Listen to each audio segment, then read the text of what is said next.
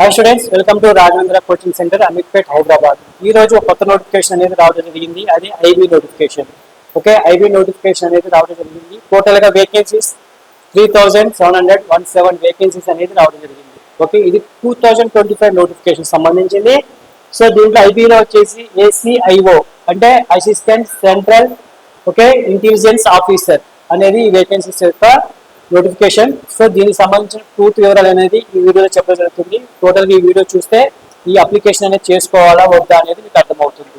So video మొత్తం చూడండి. ఎవరైతే ఫస్ట్ టైం మన వీడియో చూస్తున్నారో మన ఛానల్ని సబ్స్క్రైబ్ చేసుకోండి. దీనికి సంబంధించిన పీడిఎఫ్స్ కూడా మన డిస్క్రిప్షన్లో అనేది ఉంటుంది.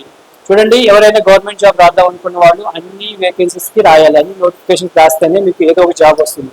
ఓకే, అన్నిటికీ సేమ్ సిలబస్. ప్రతి వీడియోలో చెప్తూ ఉంటాను, గవర్నమెంట్ జాబ్ రాద్దాం అనుకున్న వాళ్ళు నేను ఈ జాబ్కి అప్లై చేస్తానని పెట్టుకోబట్టండి. ప్రతి జాబ్కి రాయండి, ఏదో ఒక జాబ్ వస్తుంది. కొంతమంది ఎవరికి వస్తుందండి ఈ జాబ్, ఎవరైతే సబ్జెక్ట్ నాలెడ్జ్ ఉంటుందో వాళ్ళకైతేనే వస్తుంది. సబ్జెక్ట్ నాలెడ్జ్ లేని వాళ్ళు అప్లై చేయబట్టండి. అప్లై చేసి టైం వేస్ట్ చేసుకోబట్టండి. ఓకే, సాఫ్ట్వేర్ జాబ్కి వెళ్ళే వాళ్ళు చూడండి, సాఫ్ట్వేర్ కూడా అసలు అంతగా లేదనమాట. ఎందుకంటే సాఫ్ట్వేర్ కూడా జాబ్ నుంచి తీసేస్తున్నారు. ఓకే, ఇంటి దగ్గర పని చేయలేము. గవర్నమెంట్ జాబ్ కొట్టామనుకుంటే వెంటనే రాదు. ఎప్పుడు వస్తుంది? పడి కష్టం మీద ఆధారపడి మీకు జాబ్ వస్తుంది, గవర్నమెంట్ జాబ్. అంతేలే కానీ కోచింగ్ వచ్చేంత మాత్రాన మీకు జాబ్ వస్తుందని కాదు. ఏ కోచింగ్ సెంటర్కి పోయిన తర్వాత కూడా ఆ కోచింగ్ సెంటర్లో మీకు చెప్పడం 100% చెప్తారు. అలాగే ఫ్యాకల్టీ కూడా కొంచెం డిఫరెంట్ ఉండొచ్చు. కొన్ని ఇన్స్టిట్యూట్లు బాగా చెప్తారు, కొన్ని ఇన్స్టిట్యూట్లో మామూలుగా పైపైన చెప్తారు. అట్లా ఉండదు. రాఘవేంద్ర కోచింగ్ సెంటర్లో సబ్జెక్ట్ అనేది పర్ఫెక్ట్గా చెప్పిన తర్వాతే మీకు ఎగ్జామ్స్ పెట్టిన తర్వాతే మీకు ఫైనల్ ఎగ్జామ్స్ పెడతారు. ఓకే, అలా ఉంటుంది. ఫస్ట్ క్లాసెస్ అయిపోయిన తర్వాత టాపిక్ టెస్ట్, తర్వాత గ్రాండ్ టెస్ట్ ఉంటాయి. ఒక సిస్టపాటి ప్రకారం ఉంటుంది. ఎవరికైనా ఫ్రెండ్స్ కానీ ఎవరికైనా జాబ్ వచ్చిందంటే వాళ్ళకి ఏదో గుడ్ లక్ లో వచ్చినట్టు కాదండి. వాళ్ళు చాలా కష్టపడితేనే జాబ్ వచ్చింది. ఓకే, కష్టపడితేనే జాబ్ వస్తుంది. అంతేలే కానీ కష్టపడకుండా నేను ఆ ఇన్స్టిట్యూట్కి పోతే జాబ్ వస్తుంది కంపల్సరీ కాదు. అక్కడ పోయిన తర్వాత కూడా మీరు కష్టపడితేనే జాబ్ వస్తుంది. టైం వేస్ట్ చేస్తే మాత్రం జాబ్ రాదు. జాబ్ రావాలి అంటే 100% సబ్జెక్ట్ అనేది నాలెడ్జ్ అనేది రావాలి. చూడండి, ఇక్కడ బీకామ్ స్టూడెంట్స్, సైన్స్ స్టూడెంట్స్ వాళ్ళకి మ్యాథ్స్ బ్యాక్గ్రౌండ్ లేకపోవచ్చు. వాళ్ళకి మ్యాథ్స్లో ఎక్కువ మార్క్స్ రావు. సో వాళ్ళు ఏం చేయాలి? రీజనింగ్, ఇంగ్లీష్, జీకే చదువుకోవాలి. ఓకే, మ్యాథ్స్ బ్యాక్గ్రౌండ్ ఉన్న వాళ్ళు అయితే జీకే కొంచెం కష్టంగా అనిపిస్తుంది. వాళ్ళు ఏం చేయాలి? ఆటోమేటిక్ రీజనింగ్, ఇంగ్లీష్ మీద కాన్సన్ట్రేట్ చేయాలి. జీకేలో తక్కువ స్కోర్ వచ్చినా మెరిట్ లిస్ట్లో ఉంటారు. ఇలా ఒక సిస్టమేటిక్ ప్రకారం చదివితేనే టైం పట్టినా కానీ ఈజీగా జాబ్ వస్తుంది నెక్స్ట్ టైం. అంతేలే కానీ అప్లై చేసిన వెంటనే జాబ్ రావాలంటే కష్టం.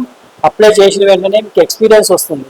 ఎక్స్పీరియన్స్ ఎందుకు? ఓకే, ఇలా రాస్తే జాబ్ రాదు, ఇలా చేస్తే జాబ్ వస్తుంది అనేది ఆ ఎక్స్పీరియన్స్ వస్తుంది.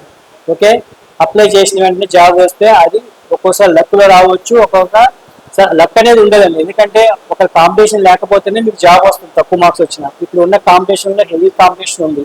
ఎక్కువ మార్క్స్ బాగా చదివిన వాళ్ళకి ఎక్కువ కటా మార్క్స్ పెడుతున్నాడు. అలా కటా మార్క్స్ రీచ్ అయిన వాళ్ళకి జాబ్ వస్తుంది. ఇది ఒకటి దృష్టిలో పెట్టుకొని మీరు కోచింగ్ అయినా రాండి, ప్రిపరేషన్ అయినా స్టార్ట్ చేయండి. ఓకే, మీరు జాబ్ కావాలి, ఏదైనా చిన్న చిన్న ప్రైవేట్ జాబ్ చేయాలంటే 10,000 15,000 తప్ప మీకు ఎక్కువ శాలరీ ఇప్పుడు ఇవ్వట్లేదు. ఓకే, 30,000 40,000 50,000 ఎవ్వరు ఇవ్వరండి. మీకు హైదరాబాద్ వచ్చినా, చెన్నై పోయినా, ఎక్కడే పోయినా కానీ అక్కడ పోయినా కానీ కష్టపడితేనే, అక్కడ కూడా కష్టపడితేనే ఆ శాలరీ ఇస్తారు. నువ్వు అక్కడ కష్టపడకపోతే ఆ జాబ్ కూడా మీకు తీసేస్తారు. గవర్నమెంట్ జాబ్ రావాలంటే సబ్జెక్ట్ రావాలంటే ఆ సబ్జెక్ట్ మీకు 6 monthsలో వస్తుందా, 1 yearలో వస్తుందా మీరు చూసుకొని మీరు ప్రిపరేషన్ స్టార్ట్ చేయండి. చూడండి, ఇక్కడ వేకెన్సీస్ మొత్తం డీటెయిల్స్ అనేవి దీంట్లో ఉన్నాయి. వేకెన్సీస్ వచ్చేసి 3,717 వేకెన్సీస్ అనేది ఇవ్వడం జరిగింది. ఓకే, దీంట్లో వచ్చేసి ఏజ్ వచ్చేసి 18 నుంచి 27 years వరకు ఏజ్ అనేది ఇవ్వడం జరిగింది. దీంట్లో tier 1 exam, tier 2 exam, tier 3 exam ఉంటుంది. ఓకే, చూడండి, ఇక్కడ గ్రాడ్యుయేషన్ అనేది క్వాలిఫికేషన్ అనేది ఉండాలి కంపల్సరీగా. మీకు శాలరీ వచ్చేసి బేసిక్ శాలరీ 44,900. అన్ని ఎలిమెంట్స్ కలుపుకుంటే మీకు 70,000-80,000 అనేది రావడం జరుగుతుంది. అప్లికేషన్ అనేది మీరు ఆన్లైన్ చేయాల్సి వస్తుంది. వెబ్సైట్ అనేది ఈ వెబ్సైట్లో మీరు అప్లికేషన్ అనేది చేసుకోవాలి. సో చూడండి, అప్లికేషన్ డేట్ వచ్చి నోటిఫికేషన్ వచ్చి 14th July వచ్చింది. ఓకే, ఆన్లైన్ అప్లికేషన్ స్టార్ట్ అయ్యేది ఎప్పుడండి? 19th July. ఆగస్ట్ 10th వరకు మీరు అప్లై చేసుకోవచ్చు. ఓకే, ఎగ్జామ్ డేట్ అనేది ఇంక ఇవ్వలేదు. టైర్ 1 అనేది కంపల్సరీగా 2 monthsలోనే పడుతుందండి. 2-3 monthsలోనే మీకు ఎగ్జామ్ అనేది కంపల్సరీగా ఉంటుంది. చూడండి, ఇక్కడ వేకెన్సీస్ ఎలా ఇచ్చాడు అనేది. ఓపెన్లో వచ్చేసి 1,537 వేకెన్సీస్ ఉన్నాయి. అలాగే ఈడబ్ల్యూఎస్ వచ్చేసి 442. అలాగే ఓబీసీకి వచ్చేసి 946, ఎస్సీకి వచ్చేసి 566, ఎస్టీకి వచ్చేసి 226 వేకెన్సీస్ అనేది రావడం జరిగింది. మొత్తంగా 3717 వేకెన్సీస్ అనేది రావడం జరిగింది.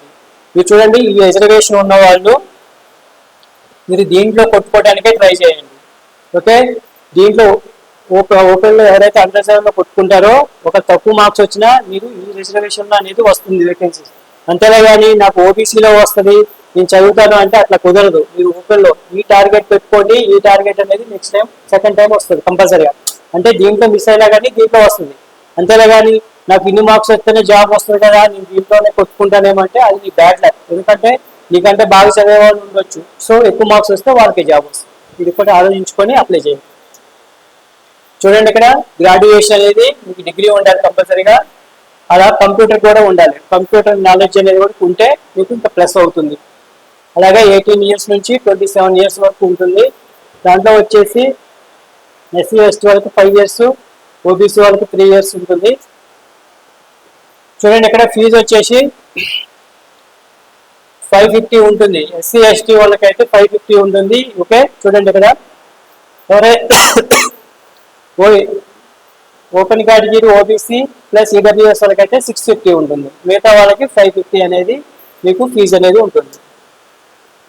చూడండి, ఎగ్జామ్ ప్యాటర్న్ వచ్చేసి టైర్ 1, టైర్ 2, టైర్ 3 ఉంటుంది కదా. ఫస్ట్ ప్రిలిమినరీ ఎగ్జామ్ వచ్చేసి 100 క్వశ్చన్స్ ఇస్తారు, 100 మార్క్స్ ఉంటుంది. ఓకే, 1 అవర్ ఎగ్జామ్ ఉంటుంది. సో దీంట్లో current affairs 20, general studies 20, numerical aptitude వచ్చేసి 20, రీజనింగ్ వచ్చేసి 20, అలాగే ఇంగ్లీష్ వచ్చేసి 20. చూడండి, ప్రతి ఎగ్జామ్ లో ఇవే సబ్జెక్ట్స్ అడుగుతాడు. ఏ కాంపిటేటివ్ ఎగ్జామ్ కైనా సబ్జెక్ట్ వచ్చిన వాళ్ళకి ఏదైనా ఈజీ. ఓకే, అలాగే నెగిటివ్ మార్క్స్ వచ్చేసి 1/3 ఉంటుంది. అంటే 4 రాంగ్స్ పోతే 1 మార్క్ పోతుంది, అంటే 0.25. ఓకే, 1 మార్క్స్ మీకు మైనస్ అయింది అనుకోండి, దాంట్లో 0.25. అదే 1 మార్క్ మీకు వచ్చితే దాంట్లో 0.25 అనేది మైనస్ చేస్తారు. అంటే 4 మార్కులు తప్పు అయితే కరెక్ట్ అయిన ఒక దాంట్లోంచి 1 మార్క్ పోతుంది. చూసుకొని అప్లై చేసుకోండి. సబ్జెక్ట్ వస్తేనే ఇది వస్తుంది, అంతేలే కానీ సబ్జెక్ట్ రాకుండా పోతే నువ్వు మైనస్లోకి వెళ్ళిపోతావు. చూడండి, డిస్క్రిప్టివ్ టైర్ 2 వచ్చేసి డిస్క్రిప్టివ్ ఉంటుంది. ప్రిలిమినరీ ప్రిలిమినరీ ఎగ్జామ్ తర్వాత మెయిన్ ఎగ్జామ్ ఉంటుంది. సో దాంట్లో వచ్చి డిస్క్రిప్టివ్ కూడా ఉంటుంది, 50 మార్క్స్. ఓకే, 1 అవర్ ఉంటుంది. ఎస్ఐ రైటింగ్ ఇంగ్లీష్ ఉంటుంది, ఇంగ్లీష్ కాంప్రహెన్సివ్ రైటింగ్ ఉంటుంది, 20 మార్క్స్. అలాగే మినిమం క్వాలిఫై కూడా ఇచ్చాడండి. ఈడబ్ల్యూఎస్ వాళ్ళైతే ఓసీ వాళ్ళకైతే 35 మార్క్స్ కంపల్సరీ రావాలి, ఓబీసీ వాళ్ళకి 34 మార్క్స్ కంపల్సరీ రావాలి, 33 మార్క్స్ వచ్చేసి ఎస్సీ ఎస్టీ వాళ్ళకి రావాలి. ఇలా వస్తే జాబ్ వచ్చినట్టు కాదండి, దీంట్లో మళ్ళీ మెరిట్ తీస్తారు కట్ ఆఫ్, అది చూసుకొని మీరు అప్లై చేసుకోండి. సో మన రాఘవేంద్ర కోచింగ్ సెంటర్లో ఎవ్రీ మండే డ్యూటీ స్టార్ట్ చేస్తున్నారు. దీనికి సంబంధించి ఎవరైనా జాయిన్ అవుదాం, కోచింగ్ తీసుకుందాం, మనం కంపల్సరీ ప్రిపేర్ అయ్యి జాబ్ కొట్టాలి అనుకున్న వాళ్ళు మన ఫోన్ నెంబర్కి కాల్ చేసి అడ్మిషన్ అనేది తీసుకోండి. ఇటువంటి నోటిఫికేషన్ అప్డేట్స్ అనేది మీకు ప్రతిదీ మీకు అప్లోడ్ చేస్తూ ఉంటాము. సో మన ఛానల్ని సబ్స్క్రైబ్ చేసుకోండి. Thank you.